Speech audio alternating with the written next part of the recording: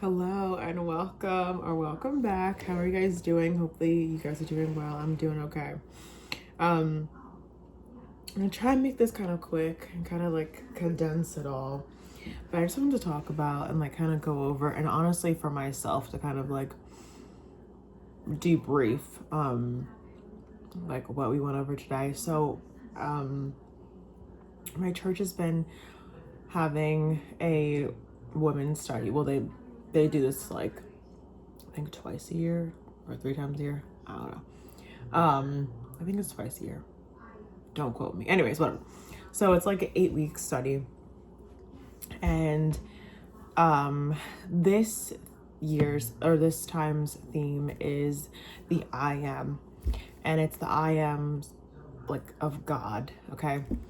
And this is week 2 and it has been like today was so amazing. And really spoke to me. So I'm going to go over last week's briefly. Last week's was the bread of life. I am the bread of life, right? And it was basically encouraging us to go to God first, to go to God for the things that we need. Like he is our lifeline. He is our first line of defense, not just defense, but like the first like being that we go to, the first thing that we go to, right?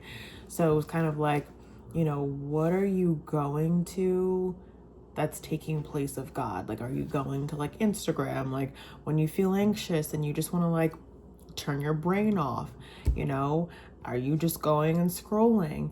Are you like when something happens, when you get into a fight with your friend or your husband or your kids, or do you get up like is the first thing that you do is get on the phone and call this person and and I did this and blah blah blah blah, or do you go and pray? Do you talk to God about it? Do you like what's that word, not deconstruct, like process, I guess that's probably not, I don't think that's the word I'm looking for, but process it with God, like is he the first thing that you go to, the first like one that you go to? Even when you're making a decision, do you like ask everybody else, and then oh I forgot God, you know what I mean? It was really good, and it like was it was just really good, and it was like and then like also there was a challenge of like fasting for the week, like fasting either from like food or excuse me from like whatever, some kind of distraction basically. And then this week was I am the light of the world. And this week was so good. Not that last week wasn't good. Last week was amazing as well. And this week, but just this week, I think really spoke to me because I really related to it. And last week spoke to me too. And I put it into practice last week with like a specific situation. And I remember like thinking about that and thinking about what she said in the study, and being able to like put it into practice. And one thing I like about this study is like it is very relatable. It's like it's not and not relatable as in like it's not like whatever. It's relatable in a sense of like practical and real. It's not just like this thing that kind of like ends up going over your head. Or it's a little bit hard to like, it's just, I don't know, it's very like real life and situational. I don't know how to better explain that, but hopefully you get the gist. But this was about, Jesus obviously like being the light of the world and like being the light that guides us, right? The light that shines through us. Like there's so many different ways of like light that's meant like that, there could be like, I said like he guides us, he shines through us, he also exposes us, like exposes our, our sins and all different kinds of like different types of light, you know, Jesus is in our lives. And, you know, she was just kind of also just talking about like how getting into, but basically like confessing and being real with ourselves and being real with others and being real with the Lord, right? Like confessing our sins instead of like hiding away and, you know, staying stuck in cycles of shame and like hiding, you know, because you have this thing that you're going through and you feel like no one else has ever gone through it ever, or no one else experiences this, and you're the only one in the world that experiences this emotion or this feeling, or you're the only one that's doing this, or whatever, you know. And you know, and it really spoke to me because I am like really good at hiding things. I've learned, it's a learned behavior. Ever since I was a kid, I want to word this properly. Ever since I was a kid, how do I word this? I don't know if I would say I was taught, but I found out that being honest with how I felt, or being honest with a mistake that I did or that I made, or whatever the case may be, was not something that was okay, and it wasn't something that was acceptable behavior. And so I like really, like, even just as a kid, you know, felt the need to be like perfect. And even like in my adulthood, and like, and I'm not just saying like in my childhood, even in my adulthood, you know, it's like when you make a mistake, people are like appalled that you've made a mistake, and it's like, are we all not human beings? Like, since when was it so shocking that people make mistakes? Since when is it so like mind-blowing that we're human beings and we're capable of making mistakes and we're not capable of being perfect? But it was just always like, you know, always a big thing, like really big, and like, you know, just being like belittled and like just even like in adulthood, you know, by like jobs and coworkers, and maybe not me, but even just like seeing other people being belittled or like being spoken to what I considered wrong for making a mistake. And it's like, they didn't do it on purpose. Like, I could see if it's like, okay, it's a repetitive behavior and it's a pattern. Okay, I understand, but like, they made a mistake. They made a mistake. It's, you know, I get that some things need to be done, but it's also just like, understand that it was a mistake, you know? And yeah, and she's kind of just talking about like, you know, she kind of like, well, she used herself as an example. And she was talking about how like when she got married and like when she had a family, she felt the need to be like this perfect family, or like put on this persona that she was the perfect mom and the perfect wife, and you know, she did this and she did that and da da da and blah blah. And you know, behind the scenes, like, you know, she was like fighting with her husband, she was fighting with her kids, and her kids were fighting with her, and all this different stuff. And she kind of had this like realization of like, she thought that it would make her more likable if she was like the perfect this and the perfect that. But you know, she was like, this does not make me more likable and more relatable. And she was like, you know, there was so much freedom in just being able to say like, I messed up, I'm not perfect, I made a mistake, I've made mistakes, and just being honest and open with other people and other women, other moms, other wives, and being able to relate to their imperfections and not being comfortable and in, you know, like obviously wanting to grow in that. You know, when you make a mistake, you don't want to make the same mistake, right? And like being able to like grow in that, but just being able to be open and honest and like confess things, and you know, and that also like breaks cycles of like shame and guilt off of you, so that way you don't like just sit in your guilt and your shame of like, oh my gosh, everybody else such a perfect mom and such a perfect wife or a perfect daughter or a perfect student or a perfect co-worker or a perfect boss or a perfect this, or like their lives are so perfect, they have it all together. And it's like, you don't know what they're like, what's happening behind the scenes, right? You're just seeing on social media, or you see a little snippet of their life, you know, while they're at church or while they're at the grocery store. You're not seeing the hours and hours and days and years of time behind closed doors. You know what I mean? It's just like a reminder and a challenge. Like I like I said, did I say this already?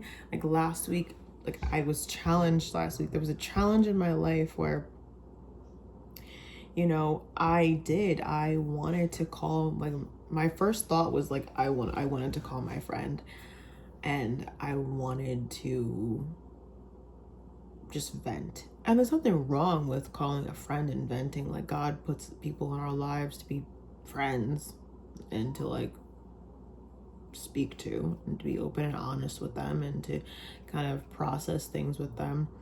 But, you know, I remembered the study and I was like, I'm going to the Lord first. And it felt like God was calling me. It really did. It felt like God was like, I don't know, just like calling me to speak to him first. And then something happened, which I'll like, I can talk about this and go like into detail at a different time. I don't want to make this video too long, but you know, I basically, God allowed me to see a passage in the Bible at that time. Like it was the same challenge that I was experiencing, where I had put my bookmark in a random, like literally just a random spot. I found my bookmark on the floor out of my Bible, and I was like, oh, I don't want to lose this bookmark. So I just put it in the most random place. And then I opened to that place at the time that I was like processing and talking to the Lord about what was going on. And it was the perfect verse and the perfect passage that I needed to read at that time. And but anyways, I can go into that another time. I love speaking, but yeah, I don't know. It's just, I like, this is just, I don't know. I'm speaking to people who, speaking to everybody, anybody, everybody, but especially to those who get caught into cycles of shame and guilt. And, you know, she also had mentioned, which I can relate so much to, is, you know, when people would compliment her about like, you know, her family, or, you know, her being a wife or her being a mom. And she would just be like, if only you, in her head, she'd be like, if only you knew, like behind closed doors, like we are not the perfect family that you think that we are. And that's how I feel when people compliment me, is like, I'm like, if only you knew me. But I think a lot of it comes from, I mean, I'm definitely not perfect, but a lot of it is like self. It's like, sometimes I'm not even doing anything really wrong, but I feel like I'm doing something wrong, or I feel like I'm doing it wrong. You know what I mean? And I feel like that sometimes, where I'm like, oh my gosh, if only you really knew me. I'm like, if you knew me, you probably wouldn't love me. If you knew me, you probably, you know what I mean? It's like those things that are in our minds, the things that we think about and the things that we feel. And I just hope it's the same thing for this week, but not just for like the week, but for life, where I can be challenged to just be like open and honest with people and not pretend to have it all together all the time, because it's so exhausting. And I do have people, like, trust me, I have people in my life that I can just be like, girl, I'm going through it. I don't feel like it's all the time. Like, I have people that I can be myself with, thank God, and and I know that I don't share with everybody, and you shouldn't share with everybody. I think you should be careful with the things that you say to certain people, because you just never know what those people's intentions are. So when you confess, something to somebody, like, I just make sure it's the right person that you're confessing to. But thankfully, I do have people that I can just be like, I had a rough week. I had a rough week, and this is what I'm going through, and but I think to the public and to people that don't know me that well, I do feel this, like, this need to put on this persona. Not that I'm this terrible person, but it's like I just feel like this need to put on this persona of like, oh, I have to be this, because if I'm not, and like they're gonna think this and da da da, and it's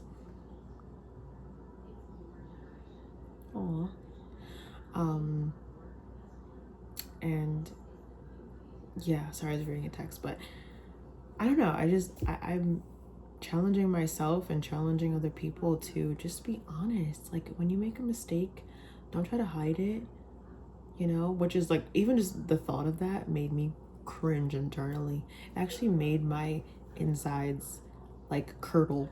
Like, I literally felt like curdled milk. Like, like when you okay, I'm the first person to snitch on myself, though. Like, when I make a mistake, I definitely do try to like hide it. Like, even I made a mistake over here where I broke this thing, and I was like I'm like, oh my gosh, I have to super glue this before anybody sees. Like, I legit, you know what I mean? But that's honestly, that's trauma coming out, because I'm like, oh my gosh, I'm gonna but yeah, just being open and honest with the fact that you make mistakes, and okay with that. Not just open and honest about it, but being okay with the fact that you make mistakes. I think that's a big thing, because like, okay, we could talk about it all that we want, but if we're not okay within ourselves that we're human beings and that it's okay to make a mistake, just learn from that. I'm like, now I know not to bang. My dad made this thing, and it like, he uses it to like dry the dishes, and it's secured with screws, but the screws aren't like screwed in. It just like keeps it in place. And these screws, they've literally been there for so long. I've cleaned this thing multiple times, taken the screws right out, easy. I haven't changed those screws in ever. And for some reason, the screws were not coming out. So I'm like, I'm banging it, because it came out the first time. When I banged the one side, I was like, oh, I'll just give it a little tap, boom, boom, boom. The one thing came out, and then I turned it over, boom, boom, boom, and the thing broke. And I was like, huh, okay. And the screw was still in there. Okay. And then I realized that all I had to do was get a screwdriver. You know what I mean? And because it was not screwed into anything, it just, the screwdriver like allowed it to be like loosened up. But now I know to get a screwdriver, but then I had to like hot glue it all together before like anybody saw it, because I was like, oh gosh, like I don't want to hear anybody's mouths, because it is a big thing, like, you know what I mean? It's like, for some reason things are a big deal, even though they don't have to be a big deal. It, like, literally, if you were to look at it, you can't even tell that I broke it. It's not a big deal. It's just an object, right? But what was the point of that? I don't know. I guess we're just like stating a mistake that I made or whatever. But it's like, making a mistake, acknowledging it, learning from it. Like now I know, this is just like a stupid example, but learning from that, but understanding that that was okay. Like that wasn't life or death. That was okay. Like I didn't die. I'm still here, still alive. I'm still breathing. And in the past, in my mistakes and everybody else's mistakes, okay, people die from their mistakes. Yes, I understand that. Or I do understand that. But, you know, like looking back in your life, you know, it's like it's okay that this happened. Just as long as you learn from it and you can grow from it, take a lesson from that. You know what I mean? So, anyways, I don't know. I'm just encouraging people. Yep. Okay. I'm encouraging people to be open, to be honest, encouraging myself and going to be holding myself accountable, to be mentally aware of what I'm doing and what I'm thinking. And when I feel the need to hide and be in cycles of shame and guilt, you know, and to hide the fact that I made a mistake. I have to cover it up because someone's gonna know that I made a mistake. Stop.